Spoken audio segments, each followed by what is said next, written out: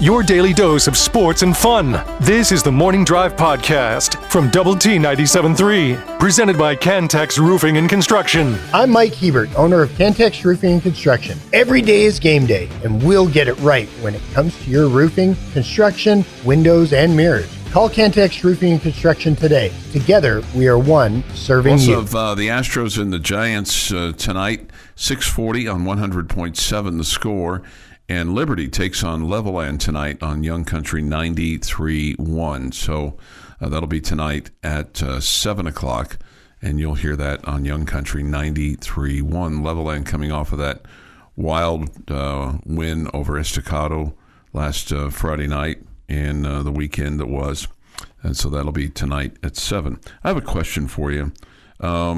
So we're coming up on April the 7th when this House versus NCAA case is supposed to be signed off on by the judge, the settlement. And there's still a question as to whether that's going to happen or not. This involves compensation and back compensation to the athletes. One, I don't know. Something tells me that's going to get delayed, which then pushes it all back. But I have no internal knowledge of that. It just seems like anytime you have big court cases and big decisions and there's a big date on a calendar that everybody's waiting for, that it seems like those things can get pushed back. And I don't really want to get into the weeds of all that court case. But really kind of what this leads me to is Kevin Willard has left Maryland to go to Villanova.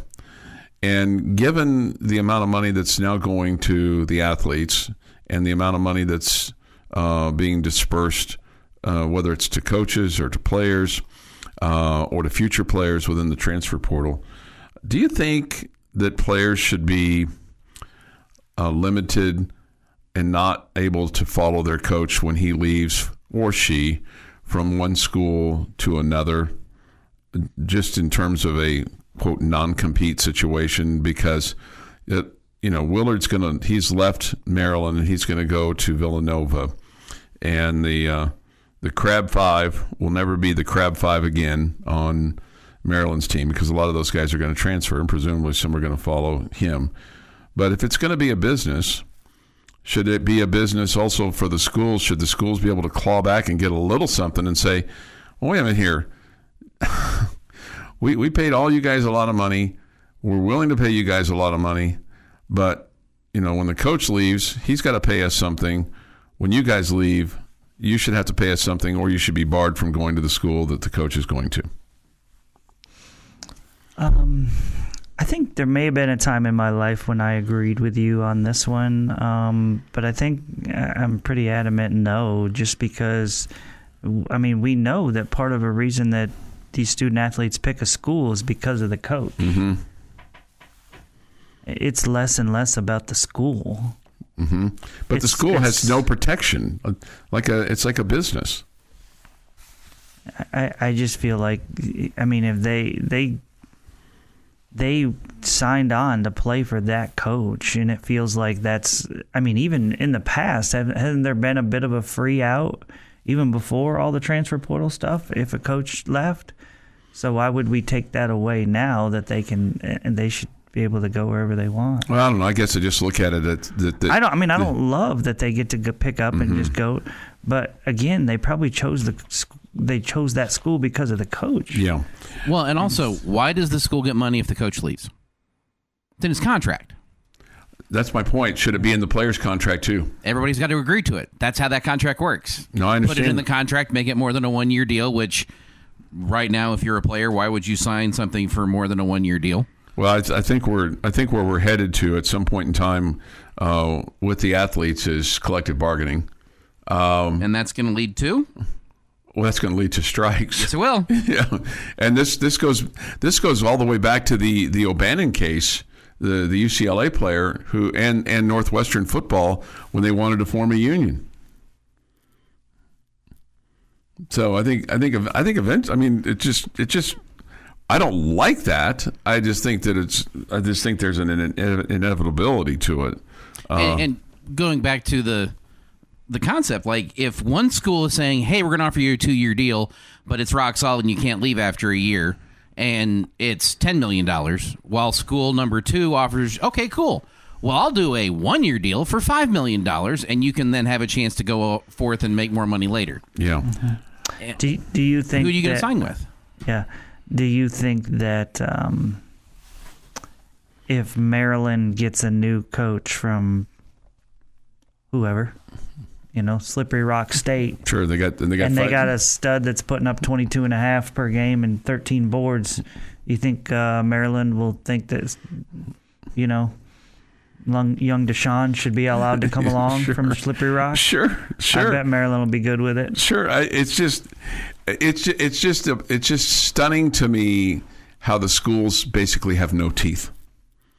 I mean, we have basically taken all the teeth out of the schools and then sent them back out into the wild and say, compete against the gorillas, the hippopotamuses, the hyenas, the dragons, the tigers, and let's see how you fare. They're getting creamed. Nobody's calling. Yeah, but they're all in the same boat, right? They're all in the same boat. Yeah. Yeah. So it's somewhat of an equally ridiculous playing field, but yeah, right. It is. I mean, I just wondered out loud if how you guys felt about it. I'm not totally surprised in terms of your reaction to it. I just wonder at what point in time does the school, which is taking the greatest risk with stadiums and buildings and investing in facilities and nutrition and travel, and it's like the schools have all the risk. The athletes have virtually no risk in this, and the coaches have limited risk in that they can lose their jobs, but they have contracts that, for the most, and we're talking really at the Power 4 level more than anything else, that can protect them.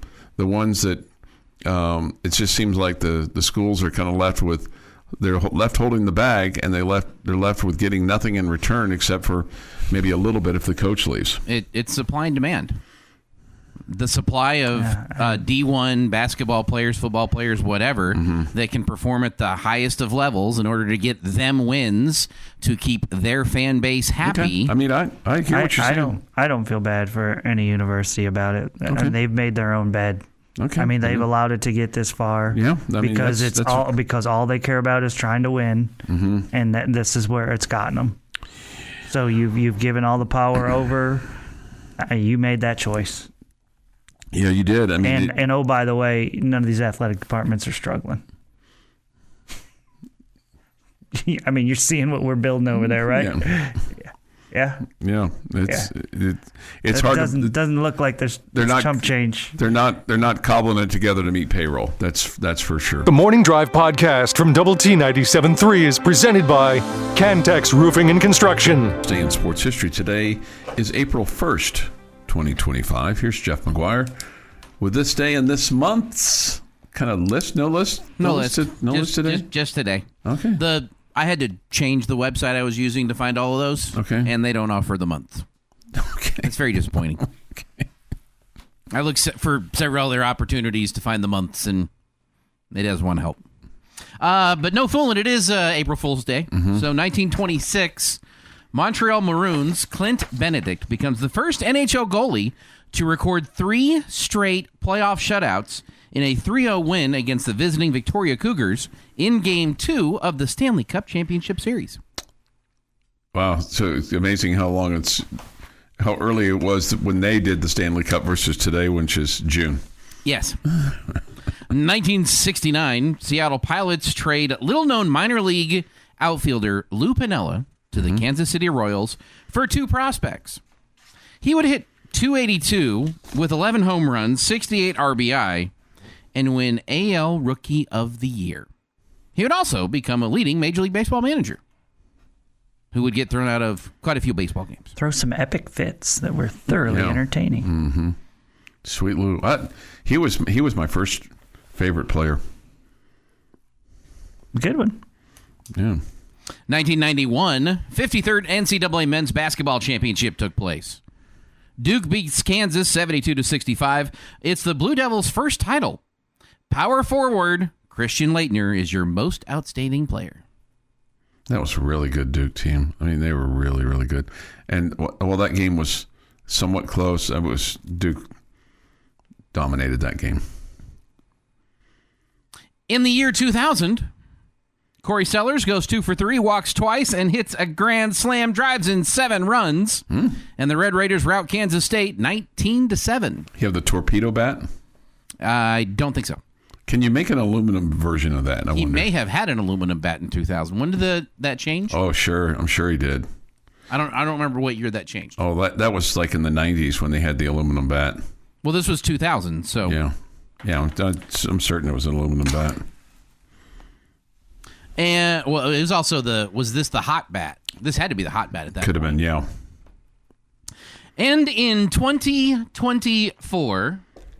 Houston Astros taking on the Toronto Blue Jays with Rondell Blanco on the mound. First no-hitter of 2024 thrown by a Houston Astro. It is, however, National Sourdough Bread Day. Okay. Jamie? I'm okay with it. You behind that? Yeah. I'm good with that. Yeah. I generally have to be in the mood for sourdough. Like, that's got to be what I'm looking for that day. Happy birthday to Randy Orton, who's 45, and Mark Jackson is 60. And on this day in 1984, one day short of his 45th birthday, Marvin Gaye is shot and killed by his own father, bringing a tragic end to his life of the musical artist at the peak of his career. It started after an argument between father and son escalated into a physical fight on the morning of April 1st. Alberta Gray was trying to calm her son down in his bedroom when Marvin Sr. took a revolver given to him by Marvin Jr.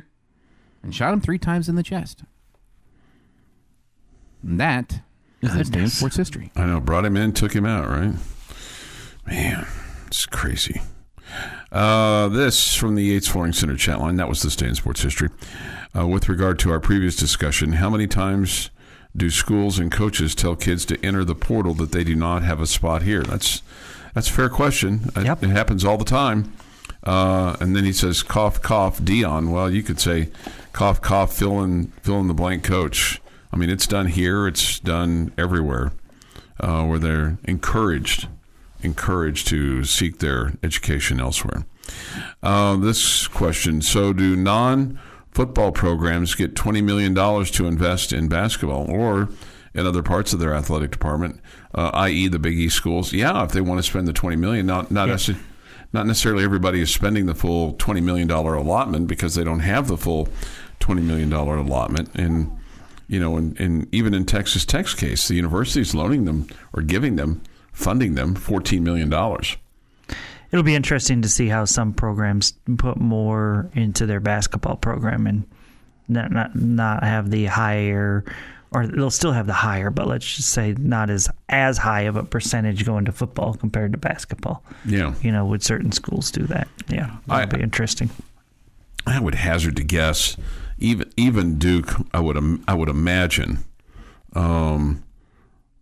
which is probably the highest profile football basketball combo, where basketball, it seems like, gets the lion's share of the assets just because of their success over the last 40 years. That even a school like Duke would have to say, man, we can certainly generate more revenue if we can turn our football program around just a little bit. And they have over the years turned it around just, you know, at times. They've had good teams at times, not like their basketball team. They certainly haven't had that kind of success. But yeah, and you know, you might see some schools. I don't think it'll be at the Power 4 level, but some of those mid-major schools that may go, why do we have a football program if it's just going to cost us money if we're not going to make money on it? Yeah, no question. I mean, football for most is one that they're making the money on. Right. Yeah, no question. So we shall see on that. 6:51 this morning here the on landscape of college sports is going to continue to change with this, no doubt.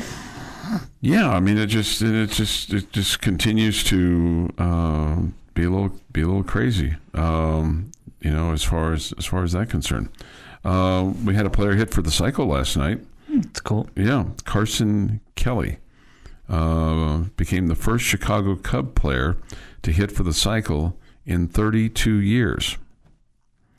He did. The Cubs routed the A's. I might have had that the other way around earlier when I was talking about the drone and the veteran bat boy. 18-3 was the final there. That ends the longest drought without a cycle by any team in the National League. Okay, he even walked twice. Thought it was the second longest. Thought the last one for the Royals was George Brett. He said it says National League. National League. Okay. Yeah, it didn't. But it might be if it was Major League Baseball. The previous player to hit for the cycle for the Cubs was Mark Grace on May 9th, 1993. Wow. Thought of Mark Grace getting a triple. Yeah, right. And this article... Hey, Benji Molina's got one. Yeah. At the very end says the Royals... Somebody must have died in the outfield. The Royals do hold the longest stretch without a cycle. George Brett, the last player to do it, July 25th, 1990. God, we're talking darn near 35 years. If this... David says this, my mom's favorite phrase, I brought you into this world and I can take you out. Marvin was in a bad place at the time. He actually moved back in with his parents at that point, dealing with a rather large drug problem and depression, and it is speculated that he instigated the fight. With his dad? Yeah, to that degree, to not have to worry about his problems anymore. Don't feel like that really solved much. Seems like that would have given Dad problems as well. Yeah, no question.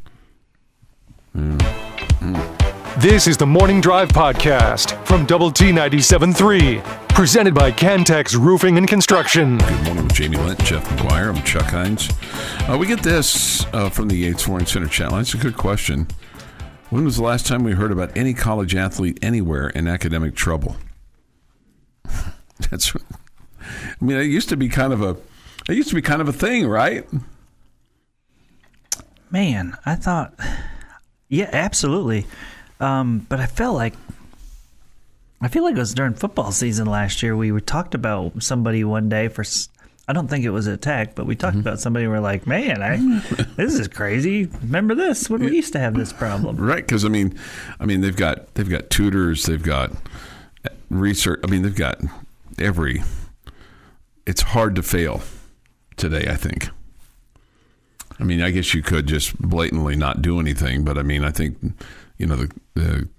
there are people on these various staffs who are responsible for. It's kind of hard to believe too, isn't it? What do you mean? It's hard to believe. It's hard to believe that over the last 10 years that we've not had of the high-profile sports, we've not had one single athlete that's been failing a class. Yeah, I don't believe that. Okay. So what does that mean? It means it's not like they're sending out a press release saying that so-and-so's academically ineligible. Do you think there's players that have sat because they're academically ineligible that we just don't know about? Yes, I do. You do think that? I do think that's something that has happened. Okay. That coaches have very quietly protected the player a little. Yeah. And said, you're not available today. What it didn't go into detail, not injured, just didn't go into it today, or didn't mention it at all to give the kid a chance to get academically eligible, so he'd be available again. I do think that has happened. I think I can remember a few years ago a specific baseball player that coach had said, he's getting his academics taken care of. Okay. Yeah, and he didn't play for a few weeks. The last, I don't know if that was it's close to the but when was the last 6 weeks period or whatever. Yeah, whatever the and we all know that in your first Omaha run that Jake Barrios was academically ineligible. You're starting third baseman. Yeah. and he missed that whole postseason because he was academically ineligible. So that was, how long ago was that? 2014. How big of a hurt was that at that particular point in time? Yeah, you'd have liked to have him. Yeah. Yeah, but Ryan Long played great in his stead. Yeah. So I think the last scandal was that Notre Dame one, wasn't it? Where the trainers were doing the cheating. It wasn't even the football team, but it was the trainers that were doing the cheating. And because they were cheating, Notre Dame caught it, turned themselves in, and then got put on probation. If I remember correctly. This from the Yates Morning Center chat line. The answer to that question is online classes. Maybe so.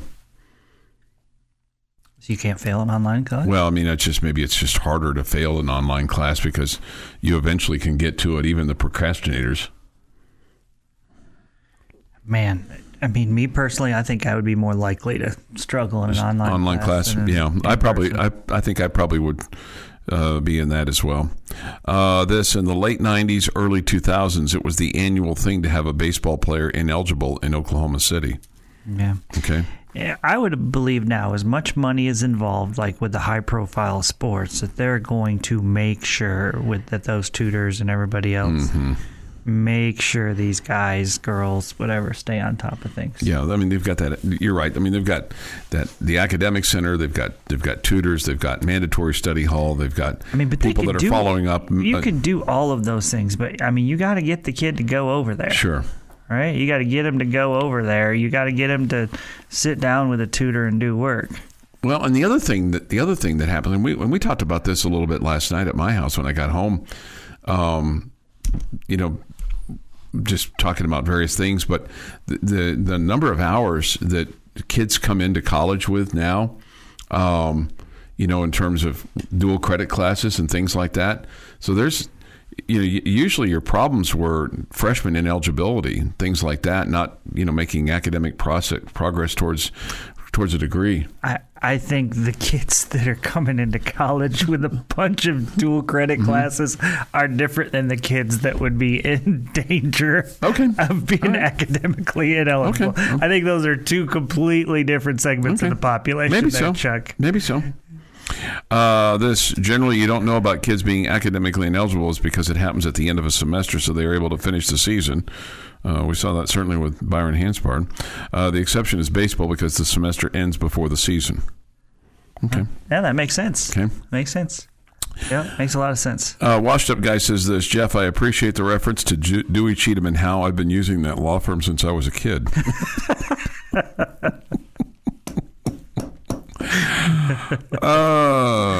This question, any Lady Raider portal targets to talk about? Not that I'm aware of. Still need length and athleticism. Yeah, I think they're working on that.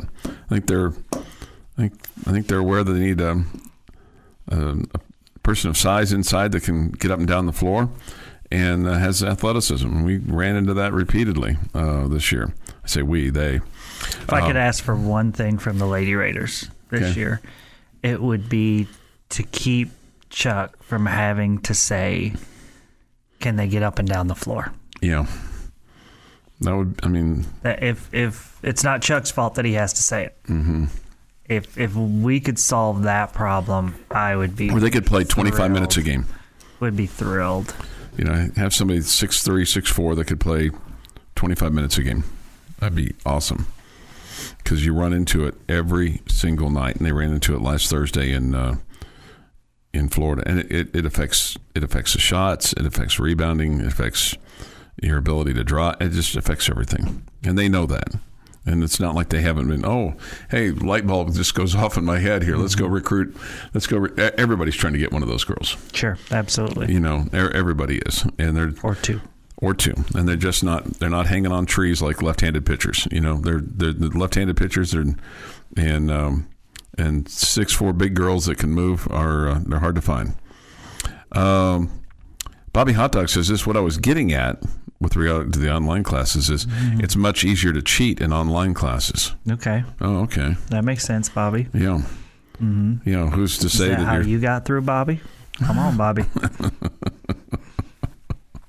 I'm with Jamie. I would struggle with the online classes. I mean, I would be like, I struggled when I had to do defensive driving and it was online. I mean, I was like up to the last, It was like getting your bracket in before the first game starts. It was like, I was like mere minutes away from my time expiring in terms of my ability to do it. And it's like I finally hit send with like 2 minutes to go. And I'd had, several weeks to do it. And I just kept putting it off and putting it off and putting it off. And then I finally did it, and it's like, hit send. Oh, you have like 2 minutes left, sir. Oh, okay. Oh, thank you. I got it in. This was for what? Defensive driving. Oh, okay. Recently you're talking about? Well, it's been a few years ago. Mm-hmm. I've been pretty clean on haven't gotten any tickets or anything, not even pulled over or nothing. Good work, man. I've either been lucky or just been better. What do you think? I think you probably have a good guess as to what I think. I've been lucky. Yeah. I've been lucky. Saw you cruise by me this morning. Yeah. Well, I used my blinker. Usually he slows down when he goes by me. Like, he speeds by me and then realizes it's me, and then he slows down. Nah, not every time. But today, I'm in a rental car, so he didn't know it was me. He went flying by me. I went flying by you, but I was doing the speed limit, I think. I used my signal, my indicator light when I got back around you. Somebody says, just stop speeding, Chuck. Leave earlier. I can't. Pretty simple, man. I can't do that. Pretty simple. I can't do that. The Morning Drive podcast from Double T 97.3 is presented by Cantex Roofing and Construction. Jamie's question of the day on Double T 97.3 is brought to you by Connecticut of West Texas.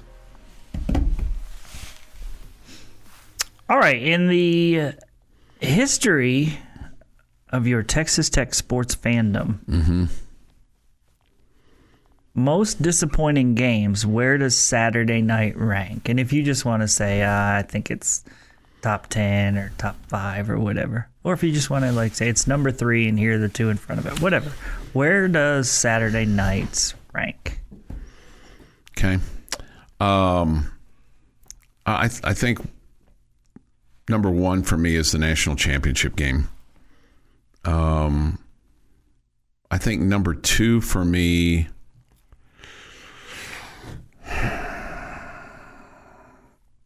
I'd love to say the games that I was actually at, but there's a part of me that says the 2008 Oklahoma game, just because there was so much anticipation going into that game that if you win, you're going to play for a national championship, you're going to be the Big 12 champion, blah, blah, blah, blah, blah. And it was over after the second drive. And it was over so quickly, so it's not like there was a buzzer beater or a last-second field goal or something along those lines. I think Saturday, just because of the significance of it, I think Saturday should be second on the list because you don't play for Final Fours very often. And I would. Well, it's first on the list. First is the national championship game. Second, I think now is Saturday, and third, I would go with the 2008 game. And I heard you talking about this a little bit yesterday, and I would agree. The TCU game in College Baseball World Series, was that in 2016? Yeah, that's where the young phenom heard his first 4-letter word. That wasn't nice. Thankfully, come on, Chuck. Food's a great word. Thankfully, he didn't repeat it. Jeff? 2008 Oklahoma is still the top of this list. I'll be honest, national championship game, losing in the Elite Eight, none of these even factor into this conversation for me. West Virginia's loss a couple of years ago, where we all walked in going, we're going to win this game by 30, and you get blown out. Yeah. Those where I get Iowa State 2011, disappointing. Those are the games that I'm disappointed. I'm not disappointed by losing in the Elite Eight. You had a great season. You had a chance. No. You absolutely had a chance, but you were there. That's not disappointing. Celebrate what you had there. You were a shot away from winning a national title. Celebrate what you had there. Those don't even factor into my disappointment. 2008, getting your butt kicked in Norman. That's near the top. That's the top of my list. Okay. The TCU football game where we had to bury the football because our defense was so bad. The Oklahoma game with Pat and Baker Mayfield is on my list because you should have won that game if you could have forced them to punt once. Done anything on defense. Not even punt once, done anything. Can't believe Mahomes threw that interception in the first quarter. God, what a waste. The Tech Bowl game with LSU, where they ran all over you. The Arkansas game where it was 49-7. That goes on the list. Those are disappointing. Of just what happened here. Boy, I set Jeff off. Yeah. National championship game, Elite Eight game, College World Series. Disappointment can mean a lot of things. I mean, it's whether it's gut wrenching or just devastated, all those things. I can't look back. I can't look back at those and be upset. Okay, so what's your 3? You listed off about 15. Yeah, it would. He's asking about the game tonight. How that game ask linked. for 3. He asked where that game ranks. It doesn't even make my bracket. Okay. All right. Your bracket. He's got a bracket. Oh my God! This is one I want to. This is one I actually want to fill out. Jeff just came up with an idea. Number 1 for me is 08 football game in Oklahoma. I mean, in Normal. You're about to give yourself a chance to play for Big 12 championship, and then if that goes well, national championship game. You're right there. So I mean, I feel like there's a seismic gap between that and the next thing. Which the next thing for me is is the national championship game, the Luke and Baker home run in 2016. You heard me say it yesterday. That's high on my list too, because it's winners. You would have been in the winners bracket for the first time there in Omaha, which would have been a big deal. And it's against a rival, and you had just taken a lead in the 8th, and man, would have been awesome. And then Baker comes up with that huge swing. So, I don't think Saturday's too far behind any of those. So I'm gonna say Saturday's probably around 5 or 6 for me. Yeah. So still very high. Still very high. I disappointment, as Chuck said, can be in different levels and different ways for the reasons. Jeff, on those days where we don't show up and we get blown out, I don't feel disappointed. I feel anger. Okay, and so these are more disappointment because of the moment, the situation that you were in, how close you were. Right there. Yeah. To greatness and how tough it is to take when you get that close and you not able to get there. So I'm more on the side of Chuck with. It's got to be a bigger moment for me. But those football games where you just don't show up and you feel like you should have are really hard to take. Really hard to take. Like anytime we've played Baylor at home the last couple of years. Right, yeah. Or any game against Kansas State, it feels like, in football. The Baylor ones, because, I mean, man, it felt like you were kind of set up to win those games, and it kind of gives you the momentum going forward. Or just because you're better than them and we hate them and we keep losing at home to them. The final game against Sam Houston State, that's up there in disappointment for how good that team was and didn't make it out of your region. Shock. I'd like to thank one of our country psychologists for weighing in this morning on the Yates Flooring Center chat line. Country psychologist. Yeah. Anger isn't an emotion. It's a secondary emotional response to a feeling. Okay. All right. Thank you. Dr. Marshall Saper. Why people do what they do and how they get to be the way they are. An emotion. Yeah. It's a secondary emotional response to a feeling. Me becoming very emotional usually happens after I'm angry. It's about 9:01 this morning. Then that will happen. 7:40 this morning here on the morning drive. It's pure joy. Okay. Your daily dose of sports and fun. This is the Morning Drive Podcast from Double T 97.3, presented by Cantex Roofing and Construction. Some people think that your retirement announcement is an April Fool's joke. Is it an April Fool's joke? Did you come in here on crutches just as a April Fool's joke?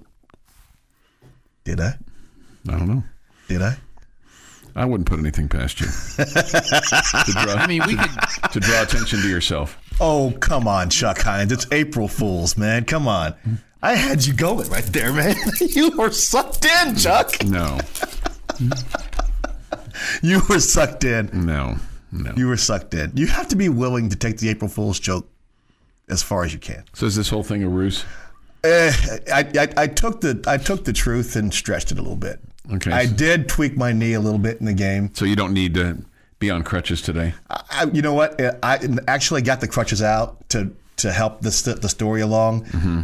But it actually makes my knee feel a little bit better. So basically what you did is you wasted 15 minutes of our time with your April Fool's joke about retirement and wanted people to feel sorry for you. Chuck Heinz. Because you want it all about yourself and you want the sun to always shine on you. Wait a second. Who's the guy that's got Chuck Heinz rules of life? Rule number 4, it's all about Chuck. Which means I don't have any rules like that. It's all about you. It's not just me. It's all about you. It's not just me. It's all about you. You're just mad because I sucked you in. You are mad because I sucked you right in. I had you hook, line, and sinker. No. Chuck, know they're going to have to drag me off of a football field, kicking and screaming. Although I did have to get my game back yesterday because I couldn't go. I really couldn't go. And these crutches actually do make my knee feel better. And I actually don't have a doctor appointment until Thursday, in which they're going to give me a cortisone shot in my knee, and so which is what I need. So you didn't have an MRI? I didn't have an MRI yesterday. So basically you lied to us. I did lie to you, Chuck. That's what an April Fool's joke is. Yeah. It's a giant ruse. Well, I mean, that's, that's good. I mean, I did feel a little sorry for you. Oh, gosh, here we go. Here we go. You're just mad because you got sucked in, Chuck. It's pretty interesting when you have two guys on the same show that wanted it to be all about them, but you are two great guys. That from DPI. Thank DPI. And you know what? Hey, ego 1, ego 2. Mm-hmm. I at least admit I got an ego. Oh, no, I know that I do. I know that I do. I know that I do. Let's see here. That's what I'm saying, Snead. We'll say whatever, man. We emotionally invest in something, and by the end, we feel like we know these players, and just for you to say that 3 days after a tough loss is just bonkers, man. What do you gain by saying these bold statements? Oh yeah, nothing. Okay, how many players? Nobody's gone in the portal yet. Mm-hmm. Someone's probably going to go in the portal. I would imagine so. Okay, and it's like all I'm saying is. I mean, yeah, I guess I know you fell in love with these players, and that's great. Fall in love with the players. Fall in love with the season. Don't marry yourself to them because they're going to be gone, and they're going to go somewhere else next year. Mm-hmm. Some of these guys are going to be playing for somebody else next year, maybe in your conference against you. Remember, Vlad Golden and Namari Burnett were playing for Michigan this year. I know. It just kills me that Vlad Golden. Remember when they played for you? I know. Well, he didn't play. He didn't play for us. He didn't play. But those guys used to be on your roster. He sat at the end of the bench. I'm like, you got a 7-footer down there. Exactly. You got a legit 7-footer, right? 7-footer. Right? Yeah, he was like a baby giraffe with all knees and elbows back then. Right. And you looked at him and you're like, wow, we could use some of that skill around the rim. Everybody sure knew his name this year, didn't they? We sure did. It was funny when they showed there was somebody put a graphic out of the starting rosters in the Sweet 16 and all the schools that they actually started at, and only one school had 5 guys that started at their school. That was Purdue. Okay. What I think was interesting, I talked about this yesterday, was how you have Malik Wilson at Houston, you had Chris Beard and the Texas Tech staff at Ole Miss, and Namari Burnett and Vlad Golden at Michigan, and then there was somebody else somewhere else. It's just like it is.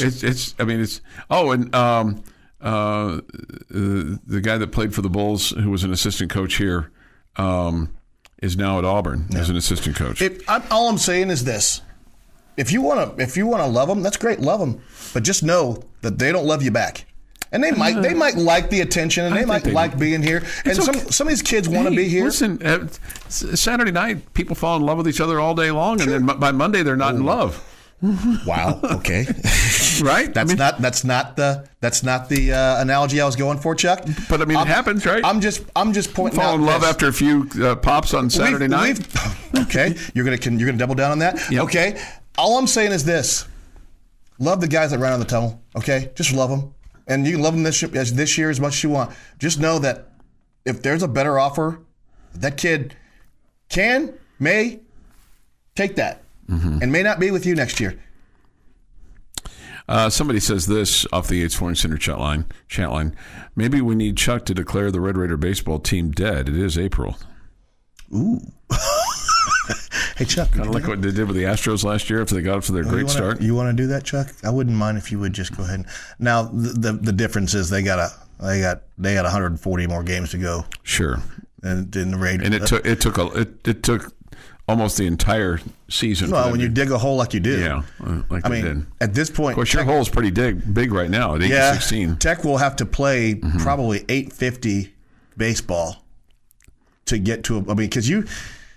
I'll make this bold statement. Oh boy, here we go. I'll make this bold statement. Chuck Heinz here. Okay. I will say this, that Tech will not make the NCAA postseason tournament unless they win the Big 12 tournament. That's not very bold, Chuck. That's pretty much the reality you're facing right now. Bold statement would be Texas is going to win the rest of the series, because that's pretty much what you would have to do right now to win the conference, is to win every series remaining. Yeah, and that includes series on the roads at Arizona State and Brigham Young. Let's see. Couple things here. And a home series against Arizona. We get this. Well done, Snead. I thought it was a very entertaining use of that 15 minutes, because now it's going to lead to 15 more minutes of Chuck moaning about it. Here's the thing. I thought hard about that, and the only bad part about that is sometimes you're jacking with karma there on that. And I do have a little bit of a knee injury here, and I'm going to go get it looked at. And I did have to give back games. And all I did was stretch the truth into a little bit more of a deal, and I don't want to tempt karma and then come in here and say, I really do have degenerate knee condition. I really do have to quit. I will tell you this. I did get a communique that somebody had sent that off to the SEC, and they extended their sympathy to you. Good. I do have a policy as well. Hold on, Chuck. Plenty of days have been all about you, too. No fooling. Red Raider Charlie, good morning, Snead. This has been the Morning Drive Podcast, presented by Cantex Roofing and Construction. Check out our library of Double T 97.3 podcasts at doublet973.com.